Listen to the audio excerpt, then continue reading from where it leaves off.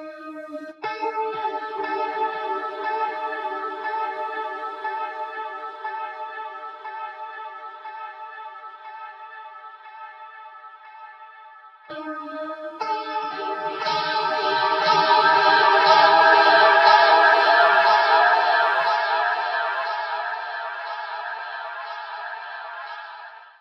that's the point. Another series I'm fond of called Murphy's Lure, which it's a bar in New York run by a leprechaun. Okay. Hercules is the bouncer, Demeter's the cook, Dionysus is the bartender. Of course he is. And of course he mixes up plenty of booze to go with it. Knights of the Round Table turn up. Various pagan gods show up. One of my favorite bits is the bar has a magic around it that no one's powers work there without the boss's agreement. So what they do is they have a regular poker game. And the rules of the poker game are very simple. If they don't catch you, it's legal. Okay, fair enough. And she's actually, being a movie maker, talked about doing it as a short. And just, having a leprechaun and Coyote and Sun Wukong sitting down and playing poker with each other. That is a fun image. We talked about those series last night, and I told you I wanted to dress up today as Ixtab, but yes. that I only know because of Murphy's Lore, and why I got this, that I'm trying to turn into a safe news. Nice. Yes, Ixtab is really interesting. She is a Mayan goddess of suicide. Mm-hmm. But because suicide's seen so differently there, she's not an evil goddess. Right. Well, I think that what you'll find looking at most pantheons is that there's no, with the exception of Christianity that goes, Lucifer, Satan, you're in charge of hell, you get all the bad people. That's the only exception I can think of, and I don't know every pantheon inside and out. But for the most part, deities aren't seen as evil. Even, going back to Kali, yes, she's a goddess of destruction, but she's also a mother goddess. She's also the slayer of demons. Right, exactly. She's potentially very scary and potentially very dangerous, but no one's going to call her evil. No. Especially not in earshot. Well, that's definitely true. Of course, there are other things you could call certain gods, like asshole. Yeah, I wouldn't do that, personally. Again, not... I think even if it were true, I wouldn't do it. But you're right. I mean, you have a lot of religions and pantheons that have the idea of demons, or by some name or other. I mean, sure. The Rashaka in Hindu folklore, and there are some other beings of that sort that they're just not pleasant. You don't want. They are actually objectively evil, but they're part of the reincarnation cycle. Right, and they're generally not. They might be powerful, but they're not gods. They're not. Yeah. They're absolutely not. The closest I can think of is Babylonian mythology, which has some. But the thing is, there's Pazuzu, who is a Babylonian demon/god. On the one hand, he's the god of diseases and a bringer of plagues. On the other hand, he protects children, specifically from his wife, who's well known, Lamatsu, who's well known as a killer of children. But even she has positive aspects. Right. Yeah, Lamassu is one of the mother of demons or mother of monsters. She has associations with Lilith. Yes. Yeah. Gee, I think somebody here might have something to say about Lilith. I actually, so again, going back to Totally Normal Event, Lilith lore, in case it's unclear to anyone, is a stage name. It's a what? Really? I do never have guessed. And again, the concept behind Totally Normal Event, Jeff Mack's event that I first worked at, was that it was a nerd con that was secretly a gathering of gods and fae and demons Very and Jeff thing to do. and supernatural creatures. And so the idea was that people were supposed to show up in costumes that You're Zeus pretending to be a normal geek. Right, exactly. You were a demon who... May I have a little more? Did my horn come uncovered? Kind of a thing. Yeah. That was the idea. It ended up being a lot like Wicked Fair was, which was to say that nobody particularly latched onto that theme as wholeheartedly as it could have been, I did. I dressed up as Clark Kent. It was great. That's true. That's true. I had a Superman shirt on under a really thin white shirt, you could see it, and I had a bit of red, like a red cape sticking out of the back of my jeans, like it was a poorly tucked in cape. Yeah. See, that always reminded me of an idea I had I never could decide if I wanted to do it as a role-playing game or a story or whatever. But this idea of, okay, you have a goth convention or a vampire LARP or something of that sort, and an actual bona fide vampire shows up. That could be a lot of fun, yeah. But continue, please. But so I was still figuring out a stage name at that point. Yeah. And I was actually for a while toying with the name Alice, which I ended up setting aside in favor of Lilith because of Lilith's sort of demon-y connections. One of my favorite monologues is the character of Lilith based on the mythological in a love song for J. Robert Oppenheimer. And so I was like, that feels right. I'm going to go with Lilith. But I've never actually worked with her in terms of, I wouldn't. I know people who do.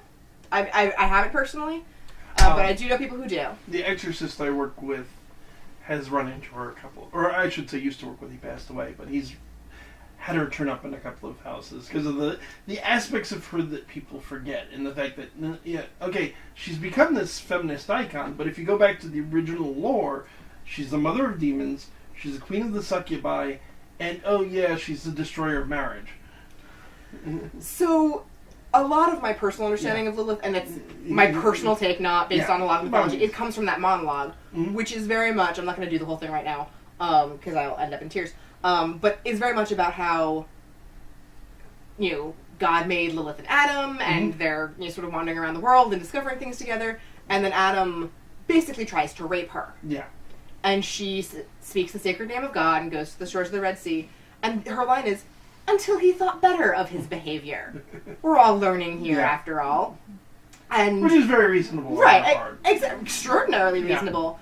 And then she tells the story about how then Adam goes to God and complains that she wouldn't just submit to him.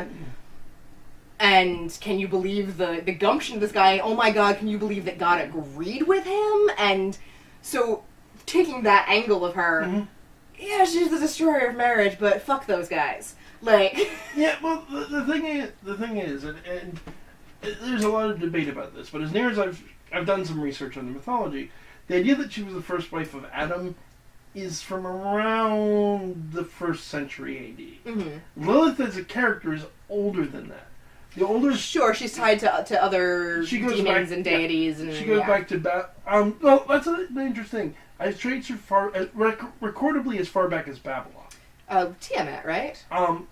There's actually a character. There's a race of beings in Babylonian mythology called Lilith, which are succubi. Okay. And she seems to be tied to that. But it doesn't seem. The people say she was a pagan god before she was a demoness. I've never found any records to support. I'm not saying it's wrong, but I've never found any records to support this. But when the Jews originally adopted her, in the older folklore, she's the wife of Asmodeus, the king of the devils. She's the mother of demons. They only adopted the idea of her as the first wife seemingly much later. Interestingly, so first of all, I'm... Yeah. Maybe not right. No, I know. Not necessarily right this second, because I know you're going to edit this down and all that, but I'd love to see your sources on that, only because my understanding, and I'm not an expert on this, I haven't particularly researched it, so I'm not... I would have stressed that I'm not being like, well, I think you're wrong. I'm just saying that my previous understanding had been that Lilith was an entirely Christian concept, that the Jews didn't really deal with that concept at all. That I can say with certain is incorrect, because she does appear in Kabbalistic writing. Okay, that's... and she's actually briefly mentioned in the Bible. Well, she's mentioned in that there's 2 versions of Genesis. No, she's actually mentioned... in original Hebrew, she's mentioned by name. Where is that? Do you know? Isaiah. I don't remember the exact verse. I'll have to look. But it talks about the terror that flieth by night. In the most translations, it says the terror that flieth by night, or walketh by day. If you go back to the Hebrew, the terror that flieth by night, the word that's used there is Lilith. Interesting. It's also alternatively, again, multiple translations. It's sometimes translated as screech owl. And the trouble with talking about original translation with Hebrew is, of course, that they drop all their vowels, and so you go, well, this could be one of 5 words. But I'll be happy to send you over. I would love that. Because I'm definitely curious now. But yeah, I've picked up a little on her just over the. She factors into demonology, so I've picked up Because It's funny it's Isaiah, too, because Isaiah is one of the books that was very clearly, if you look at it from a historical viewpoint, very clearly written by more than one author. And so it's Isaiah now, whether it's Deuter or Isaiah, there's all sorts of bits in there. So I've got to look that up because I'm really curious what point that falls in. I'll be happy to send you along the love to see information it. I have. And it's like, we're not having an argument, we're having a great discussion. Yeah, I'm absolutely. enjoying the hell out of myself. I have to say, you're both wonderful guests. Well, thank you again for You're having us wonderful on. host. Thanks for coming. How long have we been? I'm just thinking in terms of, it's only 5:57. Oh, okay. So we've been We're at it about on 52 schedule. minutes. All right. Good. So, yeah. Let's see. I think we covered all the basics. Is there anything else you guys would like to add? I think we've wandered far afield and back. And And that's is what there I I want am- to I do. am appearances because- you're doing lately that you'd like to promote? Well, I am actually going to promote one of Micah's books because he's not going to do it Please, himself because please he's do. weirdly modest about these things. I honestly don't know what you're talking about. I know, it's the only time you're modest about anything, but you're weirdly modest about your books. He actually wrote a sort of conversational style interpretation of Genesis and is now working on Exodus. Ooh. And the series is Okay So Look, so it's Okay So Look, Genesis, which comes from all the times at parties where he's gotten into conversation. Okay, so look, this is how it really was. This is what that story was about, etc. Because the thing is, the Bible is a fantastically interesting, whether or not you believe it, a lot of people do. And so if you don't know the stories, you're cheating yourself. And frankly, they're a lot of fun. They're interesting. They're clever. They're occasionally full of really stupid people. They're just fun to talk about. And people don't read it. So Okay So Look is it's all 50 chapters of Genesis, retold in it's straight through. All right, here's what went on here. So, the beginning of Genesis chapter 4. We're going to stop and talk about these two sentences, because these two sentences say God had sons, and they're walking around. Let's chat about that for a second. Or do we talk about them again later? No. It just says, God has sons. They're the Nephilim. They bred with women, and that's where you got The Nephilim are the children of the sons. Thank you, yes, you're right. Yeah, but it's two sentences there, and then never again, because which one... Actually, they are. They're mentioned one more time. Where's or that? A couple more times. One, Goliath is actually mentioned as being Anakim, and Anakim is another word for the Nephilim. Ah. Yeah, see, again, And if you jump to the New Testament, there's actually some implications the Nephilim play a role in the biblical apocalypse. I like it. Because, as far as Genesis goes, that's the only place they show up. The only place I know them outside of that is from Madeleine L'Engle. She did A Wrinkle in Time, which I think the book most people know, but she also did one called Many Waters, where two of the twins get thrown back in time to biblical time, and they're there with Noah helping build the boat. And the Nephilim are these shape-shifting, half-demon things fighting other seraphs and other straight. Very different look. Basically. Yeah, it's a different look than most of the Bible, but it's very hard to shake that image once you have it. Yeah. Fair. I've talked. I have an episode very early on called about the origin of demons, and there's Christians speaking. There's three major theories. There's the one everyone knows, which is the fallen angels. But there's two interesting Jewish takes. One of which is that they are the Watchers and their children the Nephilim, which is primarily from the Book of Enoch, which is of course apocryphal, although it was very popular, particularly in the time of Christ. And the other, it goes back to the two stories of the Book of Genesis, and the theory of basically God created the world, God created another thinking race other than humanity, found this race to be absolutely wicked and abhorrent, wiped it away, and started over again with Adam and Eve, which is why there's two accounts of Genesis. And the spirits of this first creation are what we now call demons. Oh, interesting. And then there's theories that intermix all of that. Yeah, there's a lot of open space in the Bible due to either badly planned stories or interesting bits you could fill in depending how you want to look at it. Look at Adam and Eve had kids, and then Cain and Abel, and Cain goes running off to the land of Nod, where he finds a race of people and marries them. Where did they come from? Yeah. Unfortunately, those people all got wiped away in the flood, so we don't have to worry about them. Well, but then there are authors and there are people who have speculated about the line of Cain still existing, or about just with various questions. Particularly when you reach the New Testament, lots of interesting questions come up, and they call it the line of the serpent. Yeah. And there's an interpretation of Genesis 6 with that, no, the sons of God are the descendants of Abel, the daughters of men are the descendants of Cain. I like it. Henry Rollins, I think, took a very good look at this, and he never died. If you haven't seen it, it's a fun movie. I'll have to check this Caught out. it randomly on Netflix. I'm like, Henry Rollins, sure, let's watch him. But no, I'm very interested in this book. Can you give us a little bit of a sneak peek of what you got? It's on Amazon, like everything. But yeah, it is not a... It is a serious look. It is absolutely what it goes through exactly as the stories are told, but the stories are told in ways that, like I said, often don't make sense, don't fit together well. Yeah. And I am not like I said earlier, I like to poke people in the ego balloons. That's good. So if you can be offended by me making fun of your sacred cows, this book is gonna twinge you a little bit. On the other hand, if you're willing to go, yeah, no, that is kind of ridiculous, you'll have a fantastic time.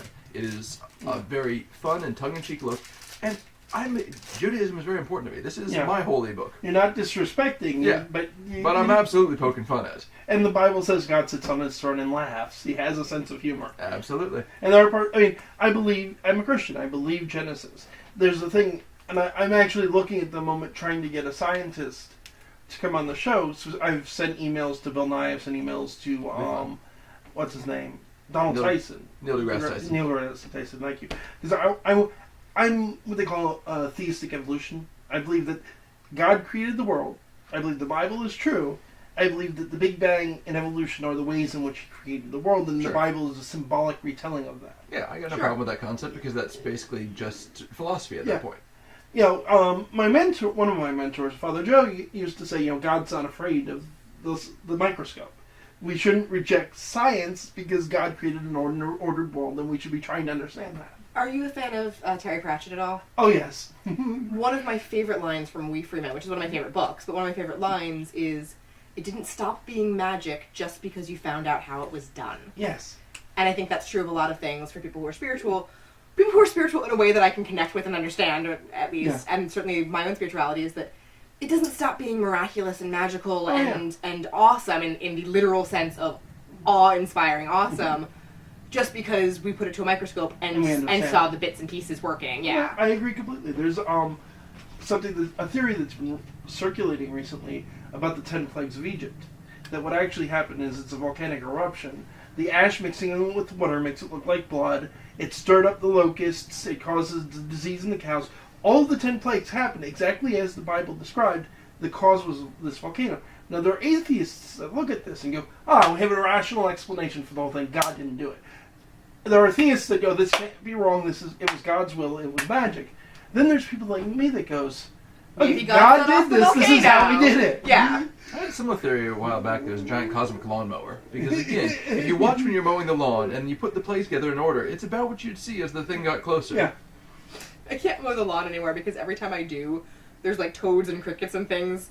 And all I can think of is that scene in The Secret of Nim. At the very beginning, where she's where that's all I can think of every time I mow the tractor, lawn. yeah. Yeah, and I'm like, I can't. I'm gonna murder a baby mouse and his mother. Yeah, you ever want to see a vegan suddenly tie themselves into knots? Ask them where they think grain comes from and how they harvest it. Well, I also like to poke holes in people's ego balloon and point out the things that people don't think of. Like, somebody put up on Facebook quite recently a picture of two hard-boiled eggs. One was